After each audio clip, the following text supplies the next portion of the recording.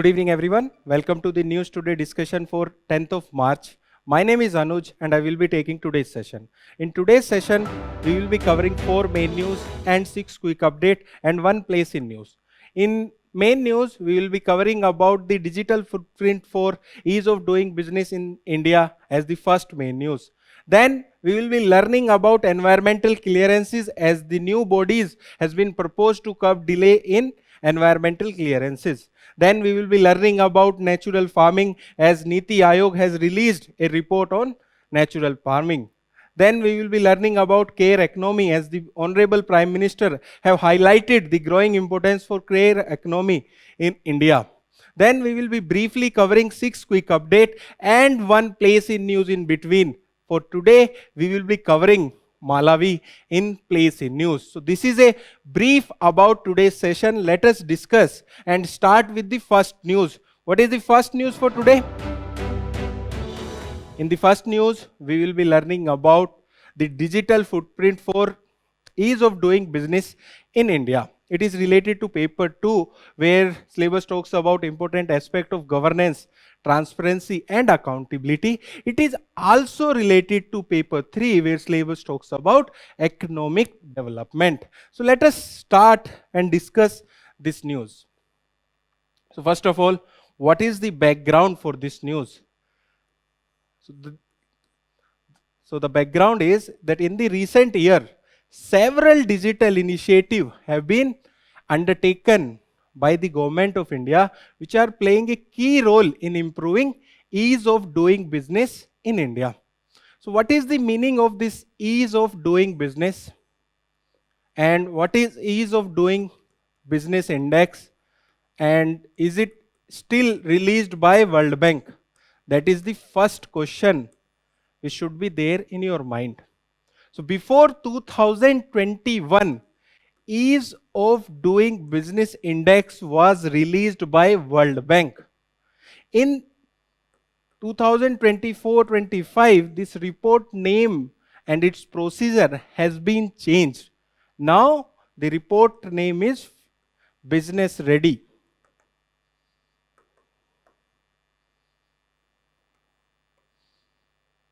Okay, so that is the new name for the index of ease of doing business, which have been released by World Bank. So you should know about this index and what are the changes. Now let us come to the first question. What is the meaning of ease of doing business? So suppose you are an entrepreneur and you want to start a business in India. How easily and effectively you can start and run that business will come under ease of doing business. In this news, we will be covering about all the aspect as an entrepreneur, how you can start your business, get clearance from the government and other aspect. So let us start with the first aspect, that is how to register the business and how there will be regulation. So what are the digital initiative for that? So individually they can come in the examination, like what for this initiative or what for this digital initiative is there for. So first of one is MCA 21 version 3. What is this MCA 21? Ministry of Corporate Affairs. And what is this 21? For the 21st century. That is the full form of it, and it is a AI driven platform for end-to-end registry services. So if you start a business, you have to register it, and for that registering there is a digital platform, that is MCA 21 version 3. That is the latest version for MCA 21. Then there is other Spice Plus form. It consolidates 10 essential procedure of 3 ministries, central ministries, as well as it is applicable in 3 states. I think those are Karnataka, Maharashtra and West Bengal, and also it is applicable in NCT Delhi. So there will be a consolidated 10 essential processes that will include DIN, PAN, 10 and into a single web form. It consolidates 3 ministries as well as ministries from the Karnataka, Maharashtra, West Bengal and NCT of Delhi. Okay. Then there is Udyam portal for MSMEs registration. So for effectively registering the MSMEs, that is micro, small, medium enterprises, there is a portal, that is Udyam portal. Then for clearance and for environmental approval, there is Parives 3.0. Okay, it uses the AI and GIS based land banks for streamlining the environment and the forest clearance. So suppose you are doing any business, you will require environment as well as forest clearance. For providing them or for doing them, government has a portal that is called as Parives. Okay, then there is E-Gram Swaraj as well. It is for tracking development of fund utilization at the level of Gram Panchayat. Okay, so anyone can track that how the funds are being utilized at the level of Gram Panchayat through a portal, that is E-Gram Swaraj portal. Okay, so it brings transparency as well as accountability. Now let us move further and look at the other initiatives which are there. One of which is for taxation and trade facilitation, and in this there is GSTN as well as e-way bill. Previously, if you want to transport one product to the other state, then there used to be a very cumbersome process where you have to take permission from every state. But after this e-way bill, you can take a single application or a single form to transport the product, and it has seen that e-way bill have grew by 21%. And then there is GSTN. It automated the tax ecosystem by handling 102 lakh crores in payment. Then we have threads as well. They are basically for MSMEs. They were discussed in the union budget as well. So that's why they become very important for this year prelims examination. This thread, they are regulated by RBI. Such type of facts are important for prelims examination. Threads are regulated by RBI, and they provide an electronic platform which facilitate trade receivable discounting for MSME liquidity. So it's very simple. Suppose I am MSME and I am giving some service to a large corporate, but it provide me with the invoice and that I will pay the money in 60 to 90 days. At that time, I can submit it to some financial intermediary such as bank. They will provide me with the money, and later on they will take money from the large enterprises such as central enterprises. That is the basic meaning of threads. They were discussed in the budget as well. That's why they become very important. They are regulated by RBI. Then for logistic and market access, there is PM Gati Sakti, and it uses spatial planning data to reduce the logistic cost and improve the last mile connectivity. Till recently, the logistic cost of India was very high. It was around 13%, and government was aiming to bring it down to below 10%. But if you look into the recent report of the government is saying that it has come down to 7.9% of GDP, which is a success for the government. Then this also talk about the digital public infrastructure. So basically, you know about physical infrastructure, and any infrastructure or infrastructure in the form of digital, that will be known as digital public infrastructure. It includes UPI, which facilitate massive transaction volumes, and there are unified interfaces such as APIs which act as bridge, enabling the seamless data flow from various ministries to other ministries. So this was about the various initiative. Let us look at the numbers.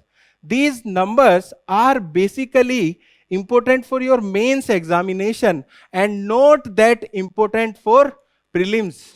They are not that important for prelims, but when you will be writing your mains, you will have to support your point with specific data. For that, this data is given. Let us go through them in a very quick time. First of all, the National Single Window Clearance System has granted more than 8 lakhs approval since its launch. Then we have discussed about MCA 21. It has recorded approximately 3.8 crores filing in the last 5 years. Then Udyam portal, which was there for MSME's registration. Okay, it has facilitated 7.7 crore registration, supporting around 34 crore jobs. Then GSTN platform, which has processed about 103 lakhs crores in payment. And lastly, Government e-marketplace has recorded 4 lakhs crore orders value in FY26 till February 2026. So this is the data regarding the various initiatives which we have covered in last 2 slides. So this data is important for your mains examination when you will be substantiating your point with a particular data. So this was all in this news. Now let us discuss a PYQ which is related to this news. We will be discussing 2 PYQ related to this news, and we will be focusing more on PYQ of prelims examination as prelims is approaching and you have to have faith in yourself to clear prelims examination. Now let us discuss the first prelims PYQ, that is, consider the following countries: UAE, France, Germany, Singapore and Bangladesh. These are the 5 countries. And how many countries amongst the above are the other than India where international merchant payment are accepted under UPI? We have discussed about UPI. At that time, the UPI was accepted in the 7 countries. But if you go through the today's news, now it is accepted in the 8 countries. At that time means when this question was asked, it was accepted in the 7 countries. Now it is accepted in 8 countries. But here our question is that it demand that in how many countries it was applicable at that time. So it was applicable, or it is applicable at presently as well in UAE. So it was applicable in France as well. It is not applicable in Germany and Bangladesh. It is applicable in Singapore. So the answer will be B, only 3. It's a very simple question and the answer is only 3. B option is the correct answer. Now let us move to the next question. Next question is from the year 2017 and question is, what is or are the most likely advantage of implementing goods and services tax? We have discussed a lot about GSTN in this news and the question is here about the GST and the options are: it will replace multiple taxes collected by multiple authorities and will thus create a single market in the India. If you know a little about GST, then you will know that this is a correct statement. Then second statement, it will drastically reduce the current account deficit of India and will enable it to increase its foreign exchange reserve. How GST is related to current account deficit or the forex exchange reserve? Although GST has increased the ease of doing business in India, but it does not imply that it will reduce or drastically reduce the current account deficit of India and will enable it to increase the foreign exchange reserve. It's an extreme statement. That's why it will become incorrect. Then third, it will enormously increase the growth and size of the economy of India and will enable to overtake China in the near future. Okay, if there is the half statement is given that it will increase the growth and size of the economy, we can think that it is correct. But second part of the statement is that it will enable us to overtake China in the near future. That cannot be said. Okay, that's why this statement become incorrect.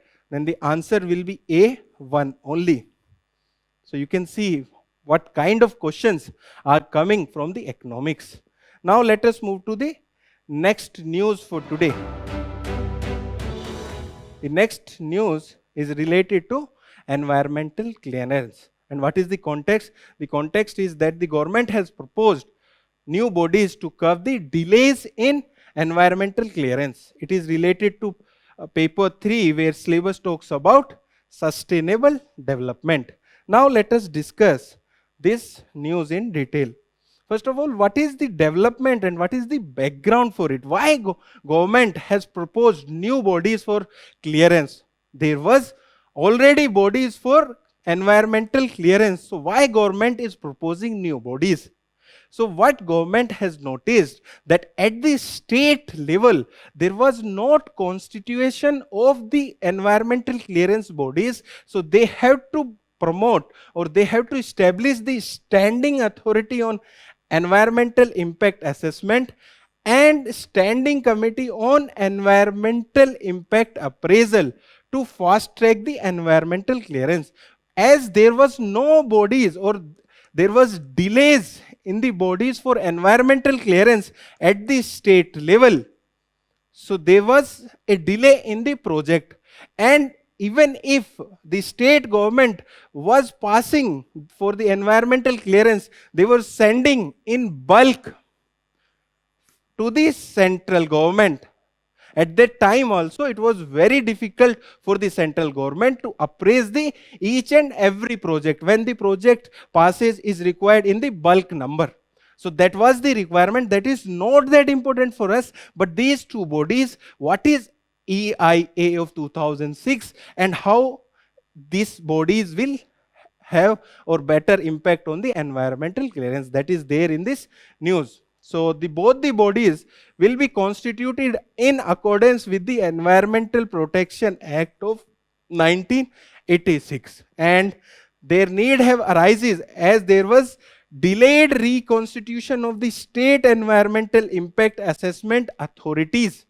Okay, so these bodies were there for environmental clearance in the state government, but there was delayed reconstitution of these bodies. That's why there was delay in the environmental clearance, and that was impacting the overall growth. Because if there will not be any environmental clearance, there will be delay in the start of the project, or there can be issues such as without proper environmental clearance, there can be the start of the project that will hamper the environment. Otherwise, it will hamper the development as well. Okay, so that's why this ad hoc bodies, or that is standing authorities. Now let us discuss about the environmental impact assessment. So what is environmental clearance and what is environmental impact assessment? Let us discuss this and understand in simple language.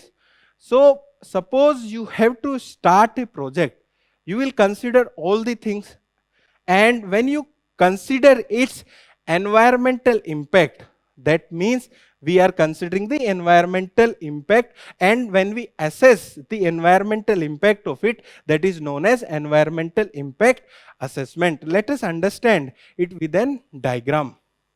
Suppose that is environment and this is time, and you are starting a project here, and if you are not doing EIA, it will impact the environment in negative way with time.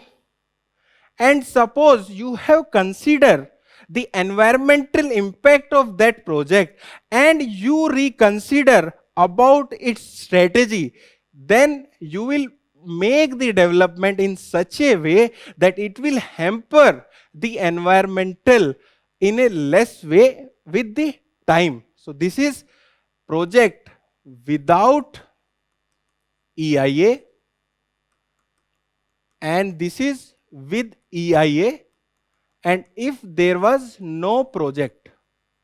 So this, okay, is this safeguard against the environment with the help of EIA. That is the basic meaning of environmental impact assessment. So basically environmental clearance process is governed by the environmental impact assessment notification of 2006.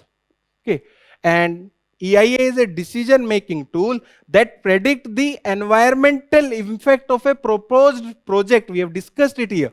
Environmental impact of a proposed project and evaluate the alternative to identify the option with the best balance of the economics and the environmental cost and benefit. It includes the 4 stages. One is screening, then scoping, then public consultation, and then appraisal. Then there is monitoring as well. In screening, they will consider like if it is required at the environmental clearance is required at the central level or at the state level, and what type of clearance is required. Then in scoping, they will see what type of impact it will have. Then there will be public consultation, that there will be requirement that the public should be consulted before start of a project, and then there will be decision or appraisal, and lastly there will be monitoring. And under EIA, 2 categories of project are there. One, project A and project B. For project A, there will be clearance by the central government, by MOEF and CC, that is Ministry of Environment, Forest and Climate Change. And project B have to pass through by the state government, and in that there will be B1 and B2. For B2 there is no requirement of EIA. And this project was getting delayed because the state government was not reconstituting those bodies which were essential for providing the environmental clearance which are proposed under environmental impact assessment. So please be clear about environmental impact assessment, what it is, what are its steps, and what are the categories under this. Now let us move further and discuss about both the bodies which have been proposed. So first, the Standing Authority on the Environmental Impact Assessment. So what it will be and what are its functions? It will discharge the function of SEIAA if the SEIAA become non-functional. Okay, we have discussed about this body in the last slide. And one more thing, if SEIA fails to communicate its decision in a given time, the proposal is automatically forwarded to this body through the Parivesh portal. In the last news, we have discussed about Parivesh portal 3.0. Okay, so it is given here as well. Then second body is Standing Committee on Environmental Impact Appraisal, and it will be constituted by central government for each state and UTs, and it will discharge the function of State Expert Appraisal Committee whenever the SEAC is not functional. So these are the 2 bodies, okay, and they will be standing as Standing Authority on Environmental Impact Assessment and Standing Committee on Environmental Impact Appraisal. Now let us discuss PYQ related to this news. So the PYQ from the prelims is from the engineering services, which is also conducted by UPSC. Okay, so as the question is framed by UPSC, that's why we are discussing it, and it is related to environmental clearance only. The question is, environmental impact assessment is aimed to help one, estimate future need of the society, smooth implementation of the project. Okay, it won't be smooth. Otherwise, if it won't be there, it will be smooth, that we don't have to go through a additional process. So it won't be the answer. Then cope with the rapid increase in population, that will also not correct.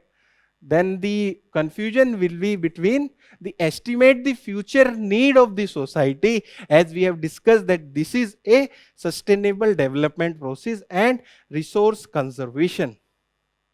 Okay, please read about this question. Answer will be resource conservation. And there was a question in the mains examination of civil services. The question was, how does the draft environmental impact assessment notification of 2020 differ from the existing EIA notification of 2006? Okay, at that time there was a lot of controversy regarding that notification, and I think it was taken back by the government as well. So that's why there was a question in the mains examination of 2020. Okay, now let us move to the next news for today. The next news is about the natural farming. And the context is that the NITI Aayog has released a report on natural farming. It is related to paper 3, where syllabus talks about agriculture. Let us discuss this news in detail. So first of all, the background. So NITI Aayog has published a report titled Empowering Farmers Through Natural Farming Training Toolkit and Best Practices Guide. So when I was going through this report, they have said that natural farming is a age-long tradition in India. It is mentioned in the Rig Veda. Okay, such type of question can come in the prelims examination. So Rig Veda mentioned about the agriculture or farming. Okay, even Lord Rama asked about the welfare of farmers to his brother Bharata. That is given in this report. Then they have also said in the Kautilya Arthasastra, there is one chapter particularly dedicated to farming. Okay, so such type of statement can come in the prelims examination. It is clearly mentioned in this report. Now let us move further and discuss what is natural farming actually. So basically, natural farming is a chemical-free, livestock-based farming system rooted in ecological principle. As it is clear from its definition itself, natural farming tried to mimic the natural ecological system. Okay, there will be no tillage, there will be no addition of chemical products, and there will be side by side livestock as well as trees. Okay, when you see a natural livestock, you will see plants, you will see animals, you will see no additional chemical products. That is natural farming. And it is different from organic farming. Please be clear. This natural farming relies on natural process occurring within and around the farms, eliminating the needs of external input, any type of input, and it does not include chemical units as well. That is clear. Whereas it distinguishes from organic farming, which permit the use of externally sourced certified organic fertilizers and biopesticides. Please be very clear that natural farming is different from organic farming. In natural farming, we are mimicking the natural ecosystem, whereas in organic farming, we are giving inputs which are organic in nature. Now let us come into the natural farming and discuss about its component. There are 5 components of it. One is Bija Amrit. So there is a seed, and for this seed, they will use cow dung, urine and live before sowing. So there will be less chance of infection to that seed and it will grow in a better way. Then the second is mulching. So they will in this component, there will be the creation of microclimate using mulches with straw, crop residue and biomass material. What does it mean? Okay, so in land they will leave the crop residue, biomass material or the straws naturally available so that a moisture can be maintained in that region. That is mulching. Then there will be plant protection. So it will involve sparing of biological pesticide which prevent disease and the weed problem and protect the plant and improve the soil fertility. The fourth component is Jiva Amrit. This process enhances the fertility of soil by using cow dung, flour of pulses and jaggery. So they will be added to the soil so that there will be the growth of microorganism and it will improve the fertility of soil. That is known as Jiva Amrit. And last component is Vapasa. And this process involves the cultivating aeration in the soil in order to enhance water vapor condensation. Okay, so that's why there will be the better passage of air and there will be the enhanced water vapor condensation. Okay, so these are the 5 components of natural farming. Those are Bija Amrit, mulching, plant protection, Jiva Amrit and Vapasa. Okay, so this is about natural farming. Okay, please be very clear. This method, it is given here, integrate crop, trees, animal to maximize biodiversity, thereby the maintaining environmental harmony.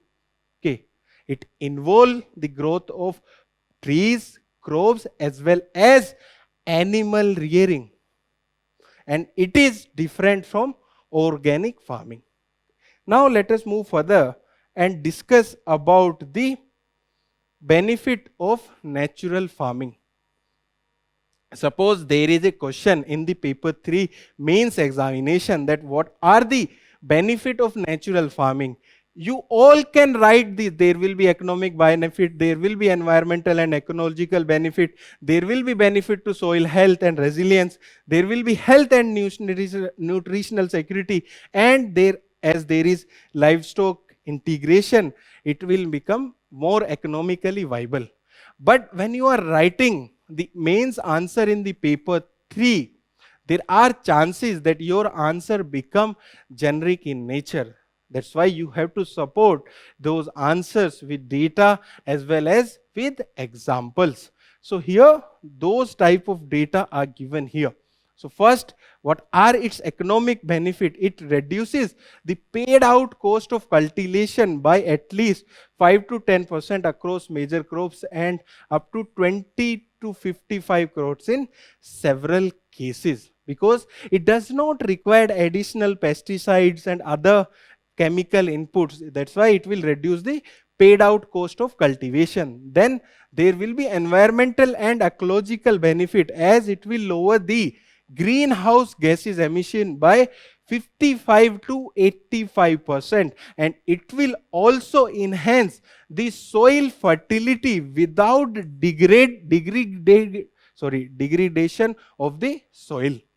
Then there will be the soil health and resilience. We have talked about it, as it will increase the soil organic carbon by up to 45% and boost the beneficial soil microorganism. We have discussed that how these soil microorganism will increase, as there will be addition of jaggery, there will be addition of flour of pulses. Okay, then there will be health and nutritional security, as it will protect the health of farmers and consumers by completely avoiding the synthetic pesticides and fertilizers.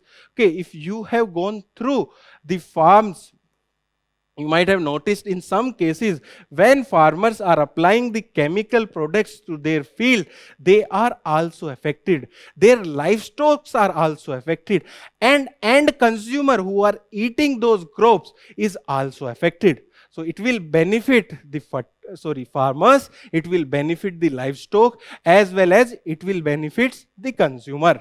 Then, as there will be livestock integration, it will become economical viable by integrating them directly into the agroecological farming system, where their bioproducts are utilized for on-farm input.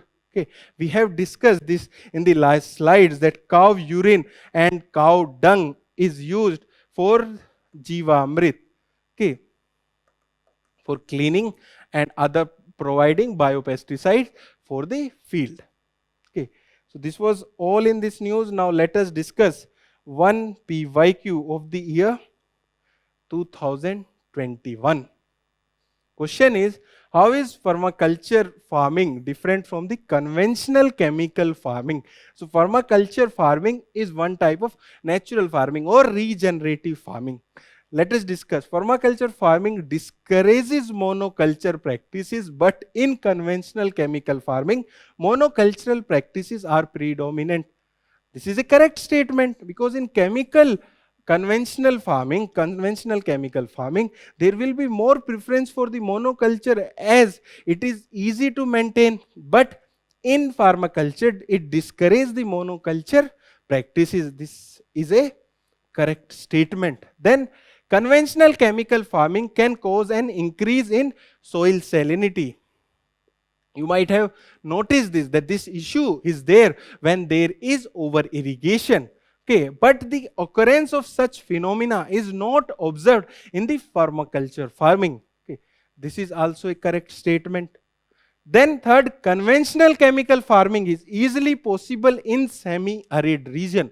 Okay, that is not correct, because for chemical farming, there is a lot of requirement of water, and that cannot be provided easily. This statement is important. This word is important. It is not easily possible in semi-arid region, but permaculture farming is not so easily possible in the such region. In permaculture farming, there is conservation of water. That's why it is easily possible in such region. So it is a wrong statement. Then fourth statement is, practice of mulching is very important in permaculture farming. We have discussed this in the news, but not necessarily so in the conventional chemical farming. So this is an correct statement.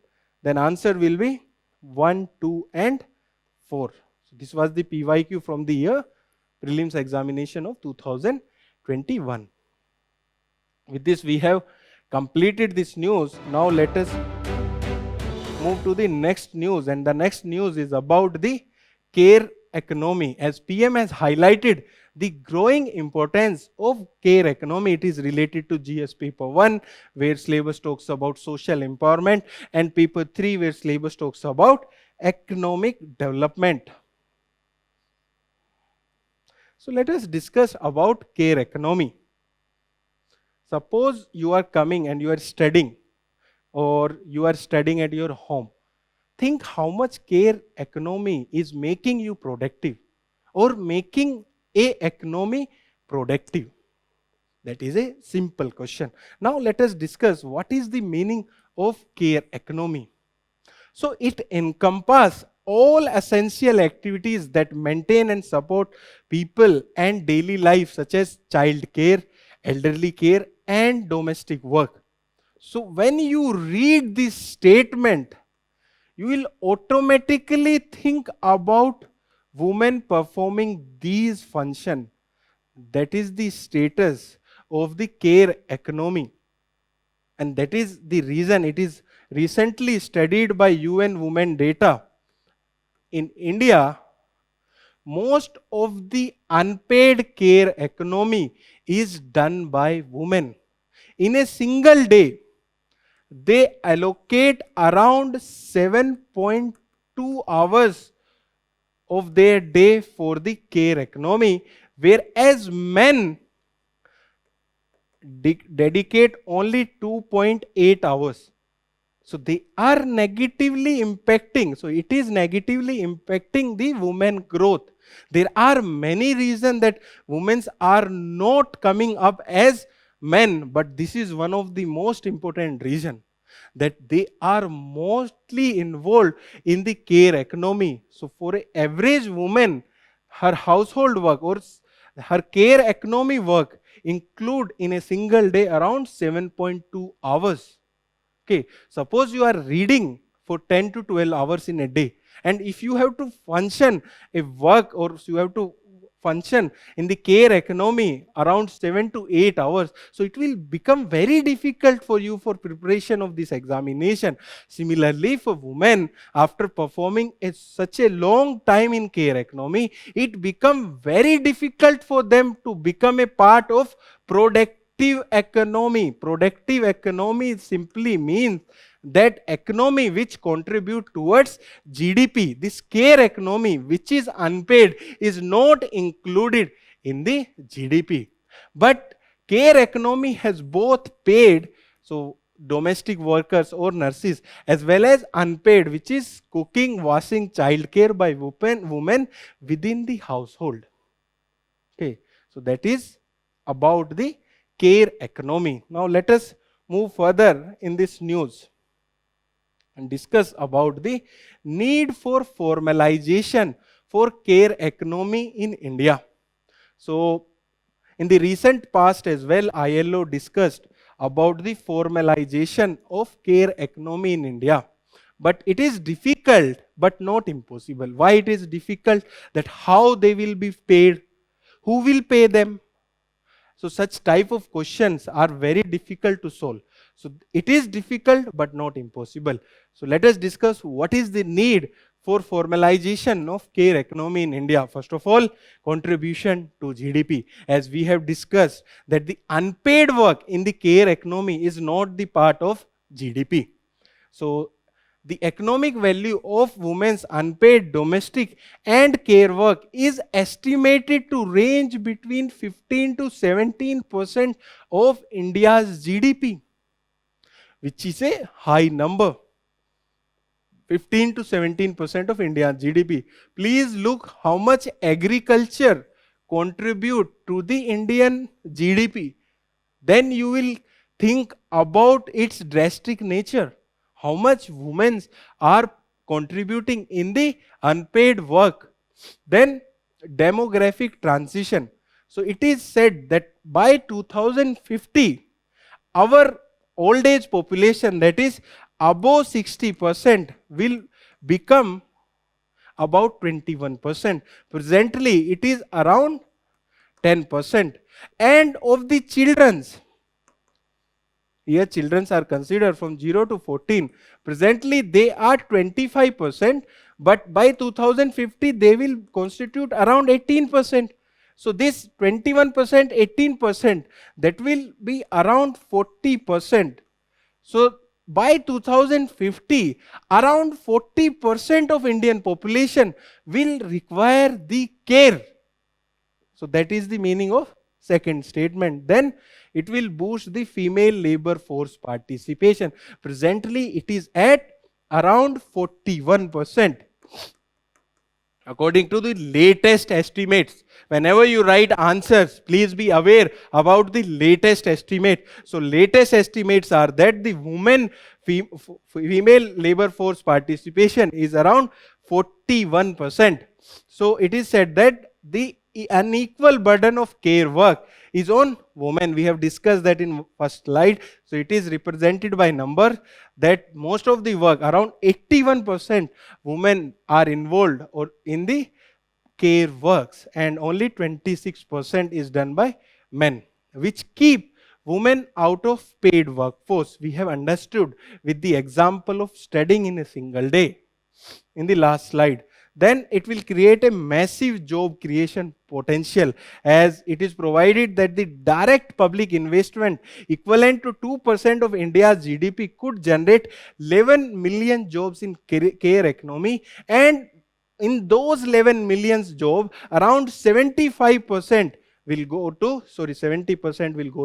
women. So this is about need for formalization of care economy, particularly in India. Now let us move further and discuss about the government initiative regarding the care economy. So first, government scheme such as central scheme which include Saksham Anganwadi and Poshan 2.0. You might have heard about Anganwadi. These are about education, and Poshan 2.0 is about nutrition. Then there is another scheme which is Mission Shakti. Shakti means empower or power. This is for empowerment of women. And it includes the Palna scheme to establish 17,000 new Anganwadi cum creches. Then there are programs like Atal Vayo Abhyudaya Yojana. It is there to support the elderly. Then the Union Budget of 2026-27 has announced a strategic initiative to train 1.5 lakh multi-skilled caregivers. So this recent budget has announced a strategic initiative to train around 1.5 lakh multi-skilled caregiver. And there are legislative mandate as well as the Maternity Amendment Benefit Act of 2017 has doubled the paid maternity leave to 26 weeks. Previously it was around for 13 weeks. So this amendment has doubled it to 26 weeks. So this was all about this news. Now let us discuss one PYQ related to this news. So the PYQ is from 2017 and it is about the Maternity Benefit Amendment Act of 2017. So which of the following statement is or correct regarding the Maternity Benefit Amendment Act of 2017? First, pregnant women are entitled for 3 months pre-delivery and 3 months post-delivery paid leave. So there is no such time frame in the Amendment Act. This become wrong. Then second, enterprises with crèche must allow the mothers minimum 6 crèche visit daily. So there is no such thing in this. There are around 4 visits that are mandated by the Act. So this is also a wrong statement. Then third, women with 2 children can get reduced entitlement. So it was there in the Act that after 2 births, there will be reduction in the entitlement. So this statement is correct. So the answer will be 3 only. So this was all this in this news. Now let us discuss place in news for today. So the place in news for today is Malawi. And the context is that the India has sent around 1,000 metric tons of rice to Malawi for drought relief. So that is the context. Whenever there is a place in news, you have to look at the map. So where this Malawi is located, it is located in the southeastern Africa and it is a landlocked country. It is here. And around 1/3 of its area, 1/5 of area is occupied by Malawi Lake. It is given here, Malawi Lake. There are other lakes as well such as Malobe and Chilwa, but 1/5, that is around 20% of its area is occupied by this lake, Malawi Lake. Then also there are drought and India has sent around 1,000 metric ton of rice. It is a landlocked country. Okay, there are no port or connection to seas, and the neighboring countries are Mozambique. Mozambique is here. Then Tanzania, and the third country is Zambia. Then it has physiographical features as well, such as the Great Rift Valley. You should be aware about this Great Rift Valley. So you know how does a rift create. Okay, so here this plate, African plate is moving this side and Somalia plate is moving that side. And there is one more plate, Arabian plate, that is also moving. So there is a creation of Rift Valley here. That is the part of Eastern African Rift Valley, and that is there is Great Rift Valley. There are Central Plateau, Highland region as well as isolated mountains. And there are major lakes which we have discussed. Malawi we have discussed. Then there are other lakes as well as Molambe and Chilwa. So with this we have completed place in news as well as main news for today. Now let us discuss the quick update. And the first quick update is about the Kimberley process. You might have heard about blood diamonds. This is news is related to that only. So this year, India is heading this, and this is Genesis, Kimberley Process Genesis in Kimberley Process Certification Scheme was launched in the year 2006. And why this scheme or this process was launched? Because to prevent the trade in the conflict diamond or the blood diamonds. What are these conflict and blood diamonds? Basically, these are the diamonds, rough diamonds used by the rebel groups or their alliance to finance the conflict that undermine the legitimate government. Okay, so they mine these diamonds, they trade in them, and whatever finance they get through it, they try to undermine the legitimate government. That is the basic meaning of conflict or the blood diamonds. And this agreement is a tripartite initiative which involves government, international diamond industry, as well as civil societies. Okay, and what is its mechanism? Basically, it's mandate that all the international shipment of the rough diamonds carry a temperament KP certificate and allow trade only among the certified members countries. So that will stop the growth of the conflict diamonds. That is the basic aim of it, and it was about the first quick update for today. Now let us move to the next quick update. The next quick update is about coal gasification, and the context is that the Environment Ministry expert panel has declined an exemption to the minimum operational depth limit for underground coal gasification project, and this length is about 300 meters, and the permission or the exemption was asked by Ministry of Coal, but the Environment Ministry has declined for the exemption. This is the context. The context is not that important, but what is this coal gasification? That is important for your examination.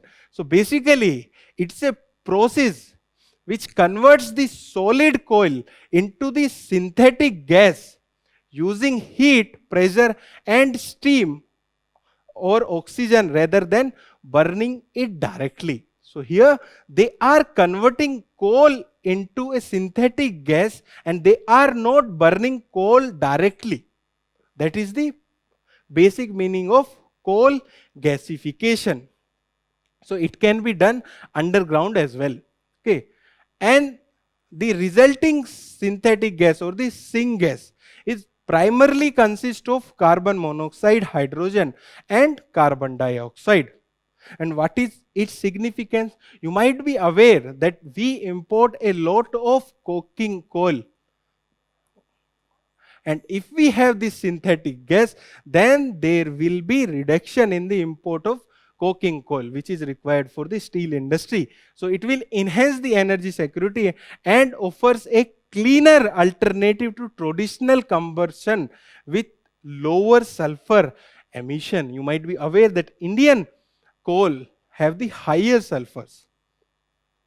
And that is about the second quick update. Now let us discuss the third quick update. The third quick update is about the CIPRI reports on the international arms transfer. It has said that there is increase, and it has released a report on trends on international arms transfer of 2025. Basically, it is an international independent body, and what are its key highlights? It has said that India was the second largest recipient of major arms, and the topmost country was Ukraine in the last 5 years.